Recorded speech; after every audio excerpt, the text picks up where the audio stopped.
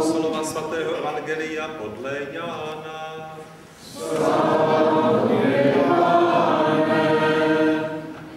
Poslední hlavní den svátků Ježíš stál v chrámě a hlasitě zvolal: Kdo žízní, ať přijde ke mně a pije. Ten, kdo ve mně věří. Jak říká písmo, potečou proudy vod z jeho nitra. To řekl o duchu, jehož měli dostat ti, kdo v něho uvěřili. Dosud totiž duch nebyl dán, protože Ježíš nebyl ještě oslaven. Slyšeli jsme slovo Boží. Chvála tobě, Kriste.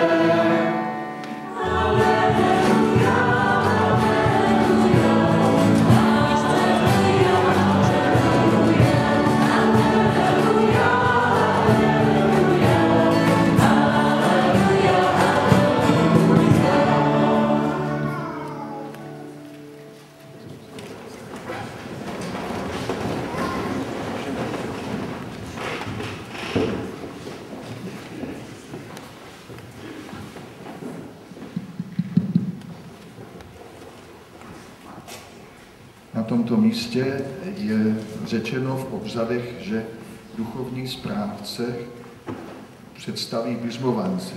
Tak čekám, že poví otec něco o tom, jak jste byli horliví, jak jste byli pečliví a připravovali se, jak dlouho jste se připravili, co jste probírali, krátce. A potom bychom udělali to, co jsem říkal, že nebudu zkoušet, ale protože zkoušení je, když někdo se ptá na to, co ví, tak zkouší to, co znám. Ale já se budu ptát na to, co nevím. Biřmovací jméno toho každého biřmovance, aby krátce řekl, co ho oslovilo, proč si vybral to biřmovací jméno. Takže nejprve dám slovo otci Janu. Tak my jsme se připravovali, je to slyšet? Jo.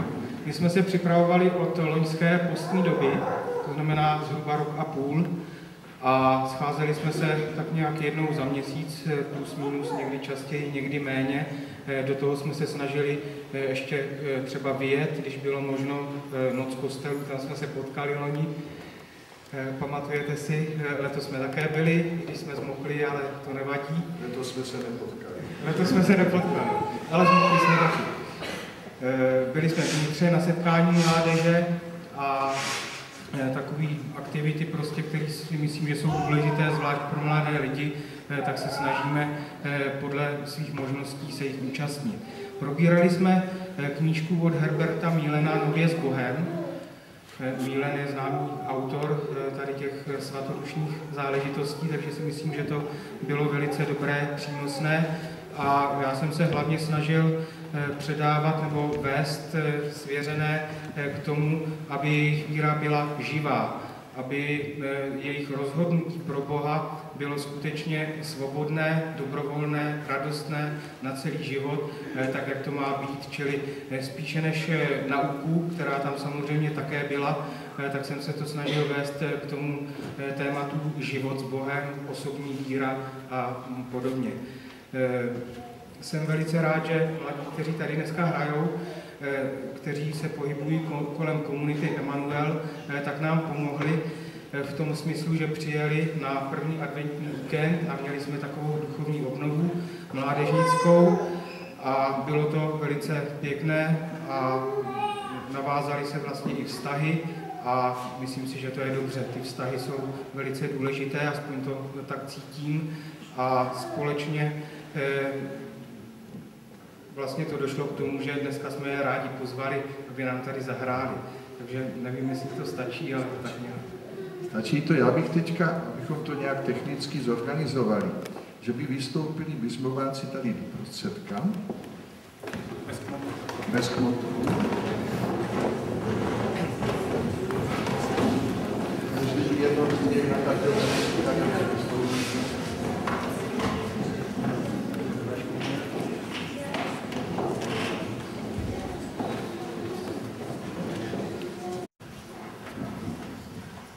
Takže já, protože máme jeden mikrofon, tak já bych ukázal s tím jedním mikrofonem, každý ho přistrčím, každý může říct Takže tady je paní odvážná velmi.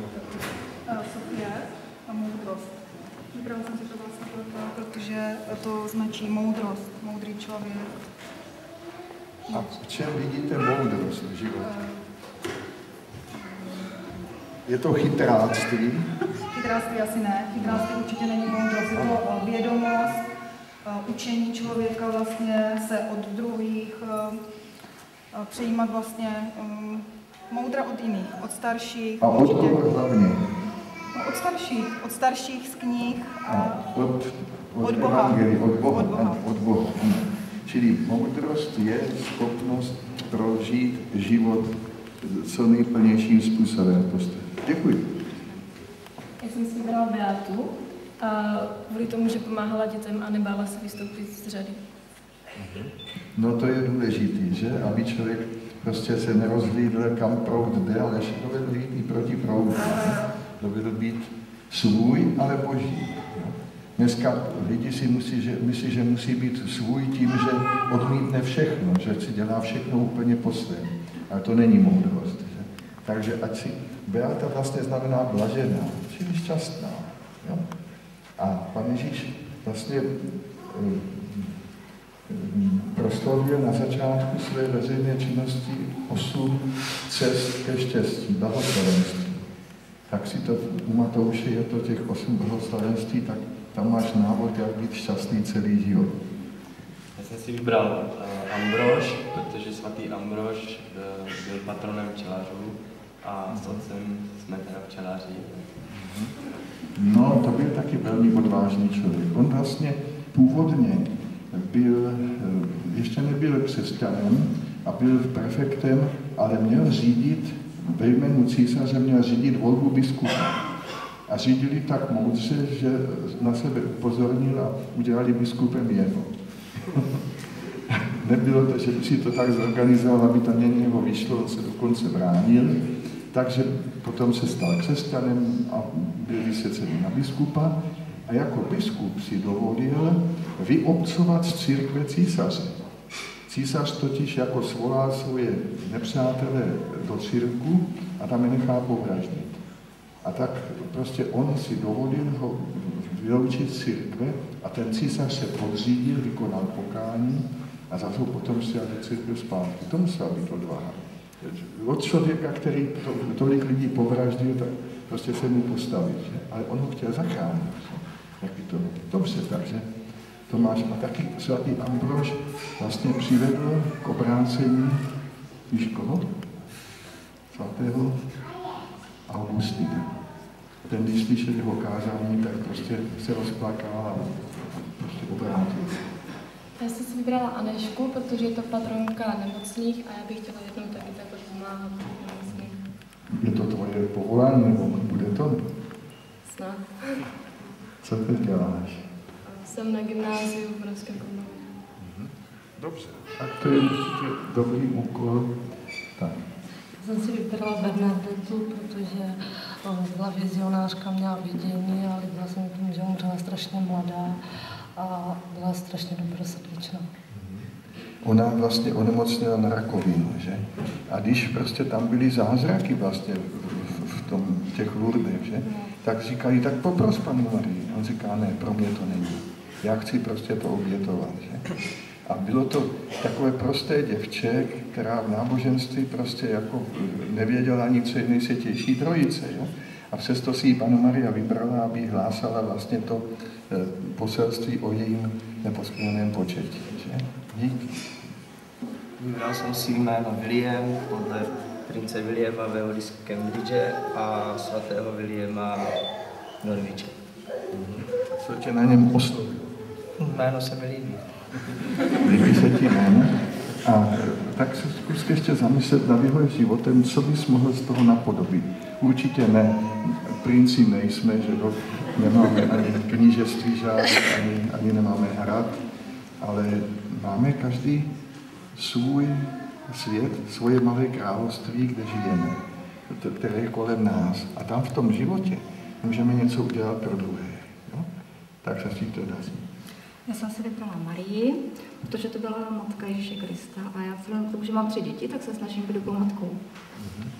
A kdybyste měla říct jedním slovem, co pro vás Panna Maria je? Čím pro vás je?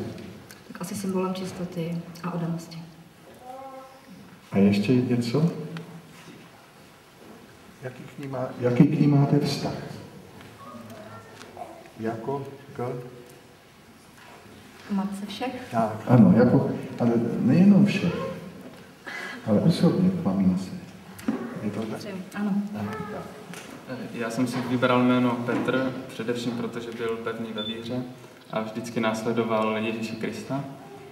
A po jeho na nebe vstoupení dokázal být příkladem pro ostatní a pomáhat jim.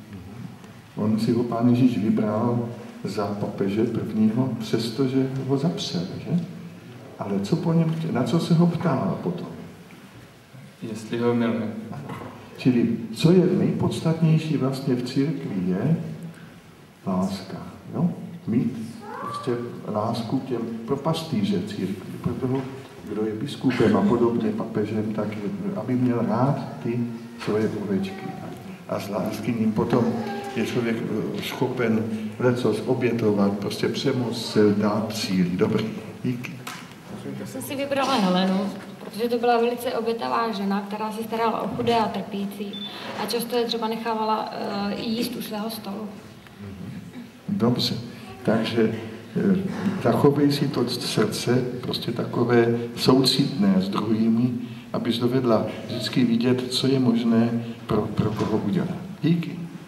Já jsem si vybrala jméno Kateřina, díky Kateřině Drexel, která působila v USA a zakládala tam školy pro katolické černochy a založila vlastně první vysokou školu také pro katolické černochy. Tak není to jak v tom filmu, teďka byl člověk z prvního století, tam říká, Kopecký tam říká, já nenávidím rasismus stejně jako Židy a černochy. Tam říká, tak jako, protože každý, kdo je člověkem, tak je božím dítětem, že? Nezáleží na barvě pleti nebo na něčem takovém. Nakonec Pán Ježíš byl Žid a vlastně pocházel v podstatě z Afriky, se dá říct. Že? Takže křesťanství je pro všechny lidi. V Brně máme tu restauraci na Petrově, kde obsluhují černošky, že? A Vietnamky a podobně. Právě, aby se lidé naučili zbavovat se tady těch předsudků. Aby viděli to, že katolická církev objímá všechny, protože všechny udělal Pán Ježíš na kříži. Díky. Vybrala jsem si Zdislavu, protože je to patronka rodiny a oslovila mě na ní, že šířila kolem sebe pokoj a lásku. Ano, tak to je krásný příklad, k tomu ani není potřeba moc dodávat. Jo, ještě víš, že napsala, to tehdy byla členka ústředního výboru strany, ta spisovatelka, a napsala knížku v Erbulovice, která vyšla za komunistů, je to vlastně o svaté Zdislavě. Já jsem si vybrala svatou Markétu, protože měla blízko k mojí budoucí povolání. Čemu? Budoucímu povolání.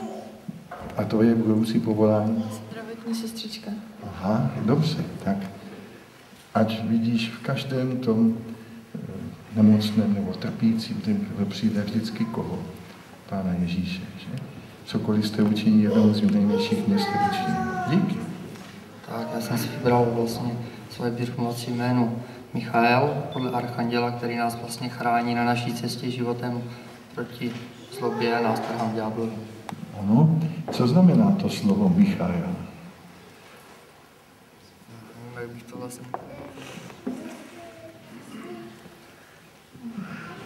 Tak, já čas můžu něco říct, co vím. Michael znamená, kdo je jako Bůh. No? Vlastně je to otázka, jo?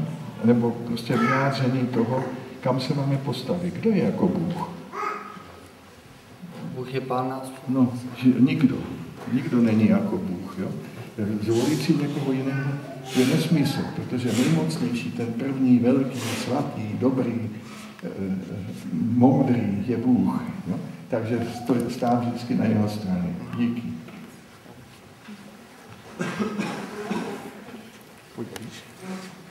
Tak já jsem si vybrala Lucii,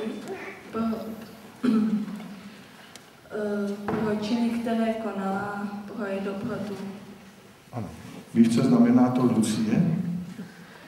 To je od slova lux, světlo.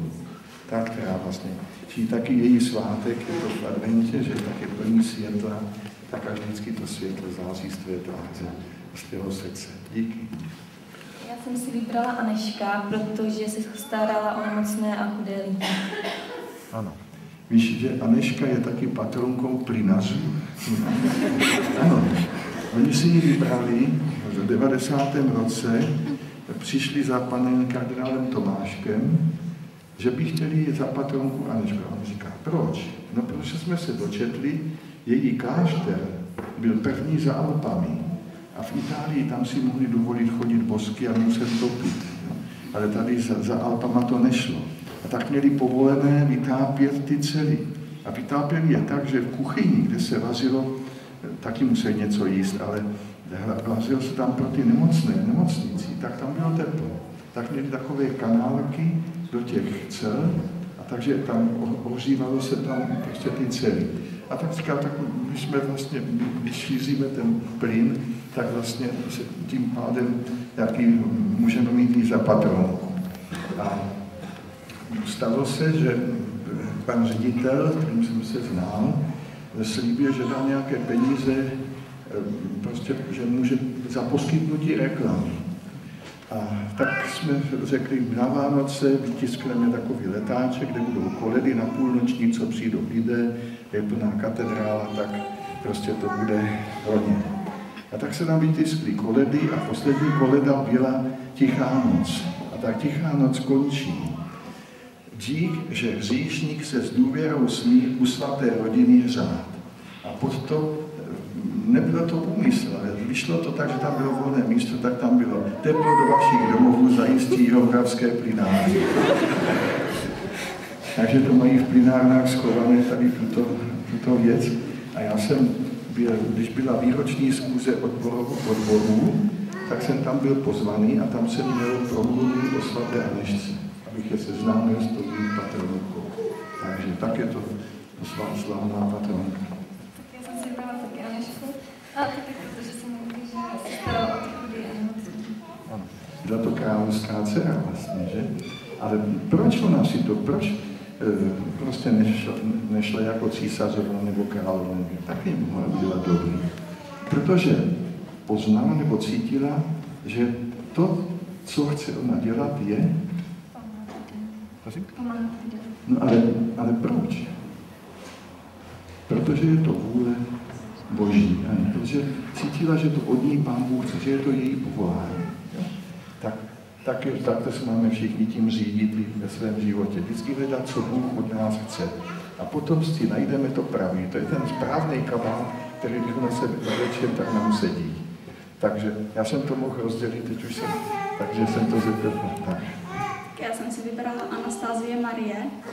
Tak Anastazii, protože jsem se dočetla o svaté Anastazii ze Sirmie, jak pomáhala vlastně chudým i přes ten vlastně těžký život, který měla třeba s tím otcem, který vlastně věznil a jí by nemusela utíkat. A Marie, že taková matička církve.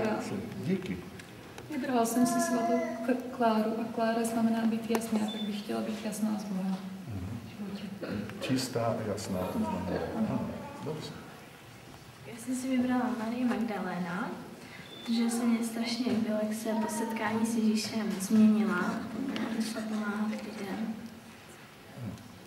Ona taky vlastně vytrvala u hrobu Pána Ježíše. Ona si myslela, že vstane z mrtvých. Ne.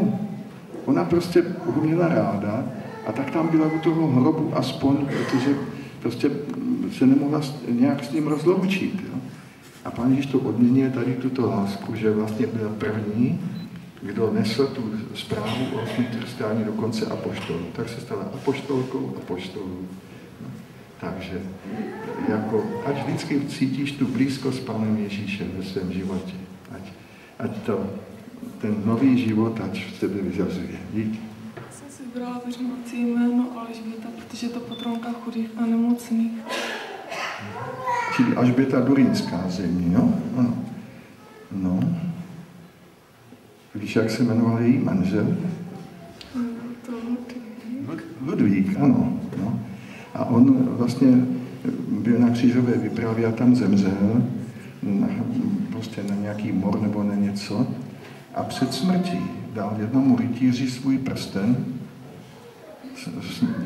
manželský a řekl, zanes ho mé ženě a vyřiď, že jsem ti vždycky byl věrný. No. Takže takový byl mezi nimi vztah krásný. A ještě jednou byli spolu a teď našla mu v kapsáři vlastně ten kříž, rytíř, co měli ti křižáci, když šli vlastně jako dobývat svatou zemi, a ona se rozplakala, že měla strach, že jí tam umře. A prosila ho, aby to nedělala. A on říká, podívej se, když mě zavolá císař, aby zhromáždil vojáky, protože byl markrábě, on byl kníže, že jo? Tak já musím pozvat rytíře a musíme jít. A tady mě zve ten nejvyšší král. A tak ona řekla, máš pravdu, musíš jít. Když potom odjížděl, tak 4 dní jela s ním na koni, doprovázela ho na té cestě, až rytíři řekli, že se to nehodí, tak se otočila a jela zpátky. A když se dozvěděla tu zprávu o Ludvíkově smrti, tak prvně běhala jak nepříčetná po tom zámku Harburgu, skončila v kapli a tam odezdala Ludvíka pánu Ježíši a už se uklidnila potom. Tak to je nahlédnutí do života Alžběty Durynské. To je moje mnou obdivovaná světíce. Já jsem si vybral jméno Michael, protože je to ochránce vlastně od zla. Je to ochránce církve, hlavní ochránce církve. Taky no. Tak to už jsme tam řekli předtím. No, přišel s tomu jednoduše, ale dobře. Jsi vybral Jakub. A to je vlastně spravedlivý, že konal spravedlnost a to navíc byl rybářem a každý z nás je vlastně takový rybář. No, takže měl by rybařit a chytat rybičky pro koho? Pro Pána Ježíše. Chytat ryby. Nemyslím ty do akvária, ale ty živé rybičky, prostě lidi, že? Přivádět blíž k Pánu Ježíši, svoje děti a podobně. No? Navíc byl nejlepším pastýřem toho Pána Ježíše. Byl prvním pastýřem asi toho Pána Ježíše. Dobře, díky. Já jsem si vybral Pavla, protože pro jeho životní styl, kdy z pronásledování křesťanů se obrátil na křesťana, vedl jako... On to dělá vlastně z přesvědčení pro následování křesťanů, ale dovedl, když najednou zjistil, že to tak je, tak úplně převrátit svůj život. Že? Ano, ale protože vlastně byl ve službách ne pravdy, ale vlastně omylu, tak když se obrátil, tak ono si bylo, že najednou jeho život byl vzhůru nohama, se dá říct, že? Ale on je to obráceně. On byl předtím vzhůru nohama, tak se dostal pevně na zem, protože měl vlastně za základ tu víru v vzkříšení Pána Ježíše. Ano. Takže vy jste nejzralejší věkově z těch bižmovanců. Vystřídali jsme všechny, vynechali jsme někoho, za sloupem není tam někdo? Není. Takže možná už můžete zůstat takhle stát. Já možná zůstanu taky tady. Jak jsem přemýšlel, teďka se připravujeme na ten rok 2013, 1150 let od příchodu solunských bratří svatého Cyrila Metoděje. Být křesťanem, být katolíkem, patřit pod papeže, vlastně pro nás může být důvodem k velké hrdosti. Protože když se podíváme na kořeny kultury našeho národa, tak tam je vlastně svatý Cyril Metoděj, je tam papež, který potvrdil slovanskou liturgii a ti dva bratři, kteří vlastně založili naši kulturu. Ale oni nepřišli proto, aby nám donesli písma a spisovnou řeč. Oni to písmo, tu spisovnou řeč vytvořili proto, aby naši předkové mohli číst evangelium, aby poznali tu moudrost, tu moudrost evangelia. Nakonec to Sofia. On prostě měl jako chlapec sen a prostě byly tam nějak dívky a on si bral tu Sofii právě. Tak je to takové slově filozofie. Láska k pravdě vlastně to znamená. Tak a vlastně my z té kultury, která se vytvořila, stále žijeme. Dnes se mluví často o kořenech, jo, prostě křesťanských, ale my musíme s těmi kořeny být spojeni živě. Když se někdo odetne od těch kořenů, které jsou vlastně vztah Pánu Ježíši, oni tady šli kvůli Pánu Ježíši, aby získali ten náš národ a potom skrze ně byly získány ostatní slovanské národy a my jsme byli první vlastně, tady z těch slovanských národů. Tak vlastně máme k čemu se vracet, máme se o co opírat. A taky nás to vlastně sjednocuje i s ostatními křesťany, protože to ukazuje do doby, kdy ještě byla církev nerozdělená. Dokonce i východní církev ještě patřila do jedné katolické církve a uznávala papeže. A v té přípravě na ten rok 2013 jsou vlastně ty 3 roky, kdy vlastně chceme prohloubit svůj křest, bizmování a vztah k Pánu Ježíši ve svatém přijímání, eucharistii. Ty 3 věci. Loni byl křest, nebo to ještě doznívá křest, teď bude bizmování právě, takže máte možnost v tom roce, kdy to bude po Velikonocích, příští rok bude to věnované. A taky otec biskup by chtěl, aby také ostatní, kteří bizmování nepřijali, jsou třeba starší a neměli tu možnost, protože u nás třeba od roku 50, od roku 50 zhruba do roku 65 bizmování vůbec nemohlo být, protože biskupové byli zavření nebo byli internovaní a nikdo jiný tehdy bizmovat nemohl. Taky nemohli nikoho pověřit, když byli oddělení od toho života. Že? A tak až v 65. roce pan biskup Tomášek, když přišel do Prahy, tak začal bizmovat. Tehdy jsem se to dozvěděl od jednoho člověka, od jeho Salesiána, a tak jsem si tam napsal, tak jsem byl tehdy 10. června 65 jsem byl na bizmování v Praze. To bylo druhé bizmování, co měl ten pan biskup Tomášek, který ještě nebyl kardinál. A tak pan biskup by chtěl, aby ti ostatní s takovou i třeba nějak snadnější přípravou, která respektuje už jejich životní zkušenost, tak aby se nebáli a přistoupili k této svátosti. Takže vy jste tak jaksi první vlaštovky, můžete taky třeba druhé získat, když by prostě to někomu mělo vadit, tak slibuju, že tady to zkoušení, nebo tady to, že by nebylo, aby to někoho nezastrašilo nám třeba. Tak a potom svátost Eucharistie. To jsou 3 základní svátosti, říkáme iniciační, kdo je přijme, tak vlastně je připravený, aby jako křesťan mohl prožívat svůj život. Jo? A aby byl užitečný sobě a byl užitečný taky druhým. Když jsem nad tím přemýšlel, tak jsem si řekl, že to je vlastně veliké tajemství života. Já jsem jako samostatně první farnost úplně samostatnou měl Blansku. Když jsem tam přišel, tak můj předchůdce připravoval, nebo měl promluvy pro děti při jedné mši a vycházel z těch čtení, ale posunul to o rok nějak. A tak já jsem se chtěl přednést na ten druhý rok, tak jsem zhrnoval právě učení o svátostech. A tak jsem říkal, představte si květináč, v něm rostlinku, a teď tady se dělá lísteček, tady se dělá poupátko, výborně. Ale představte si, že tady žloutne lísteček, tady poupátko schne. A teď se tam jeden klouček hlásil, maminka ho držela dolů, protože se bála, co vykřikne.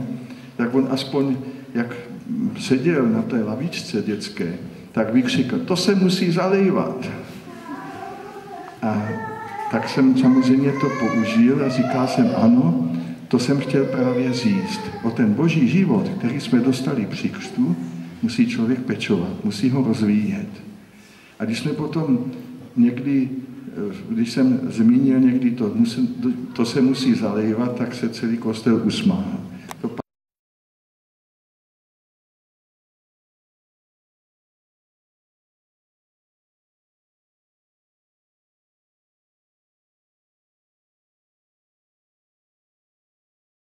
Svačina pro ty jadýrka, pro ty semínka, že?